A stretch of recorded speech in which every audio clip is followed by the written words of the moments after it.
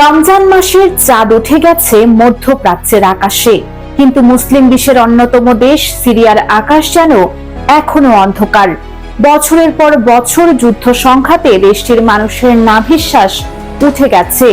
বাশার আল আসাদ সরকারের পতন হলেও ভাগ্যের চাকা ঘোরেনি সিরিয়ানদের। অনেক সিরিয়ান অনাহারে অর্ধহারে দিনের পর দিন পার করছেন। রমজান মাসে দ্রব্যমূল্যের ঊর্ধ্বগতি এবং নগদ টাকার অভাবে দুর্দশা বাড়ার শঙ্কায় সিরিয়ান। দ্য নিউ ইয়র্ক টাইমসের প্রতিবেদনে বলা হয়, ক্রেতাদের পকেটে আগের মতো আর টাকা নেই, অথচ বাজার ভরে গেছে নিত্যপণ্যে। একজন ক্রেতার ভাষায়, আল্লাহকে ধন্যবাদ জানাই, বাজারে এখন সবকিছুই পাওয়া যাচ্ছে, কিন্তু কেনার কোনো উপায় নেই, কারণ সিরিয়ার অর্থনীতির অবস্থা এখন আর কারো অজানা নয়। অবশ্য ফলমূলের দাম কিছুটা নাগালের মধ্যে, কিন্তু রুটির দাম বেড়ে গেছে কয়েক গুণ। আগে যে রুটি ছিল 400 সিরিয়ান পাউন্ড, সেগুলোই এখন বিক্রি হচ্ছে 8000 সিরিয়ান পাউন্ডে। ওই রুটির সাইজেও বড় ছিল, কিন্তু এখন যেগুলো রয়েছে সেগুলোর আকার ছোট করে দাম বাড়ানো হয়েছে। তাই এই রুটি দিয়ে সারাদিনের খোরাক হয় না।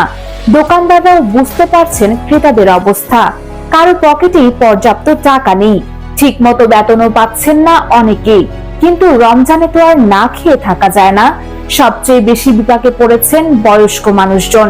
তাদের অনেকেরই আয়ের কোনো মাধ্যম নেই, কেউ কেউ শুধু পেনশনের উপরই নির্ভরশীল। তাই নিত্যপণ্য বাড়তি দামে কেনার মতো অবস্থা নেই তাদের। অথচ এক সপ্তাহ আগেও এমন পণ্যের দাম আরো হাতের নাগালে ছিল। তাই কিনতে চেয়েও নিত্যপণ্য ঘরে আনতে পারছেন না অনেক সিরিয়ান, কারণ দাম খুব বেশি। অপরদিকে খেজুর সহ কয়েকটি পণ্যের দাম গত বছরের তুলনায় কমলেও নগদ টাকার অভাবে কিনতে পারছেন না সিরিয়ানরা।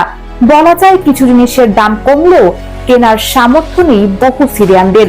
তারা যুদ্ধে বিধ্বস্ত, অনেকে আহত এবং স্বজনহারা। তাই খাবারের দিকে তাকিয়ে রমজান কাটাতে হবে সেসব ভাগ্যহত সিরিয়ানদের। US Bengal news desk.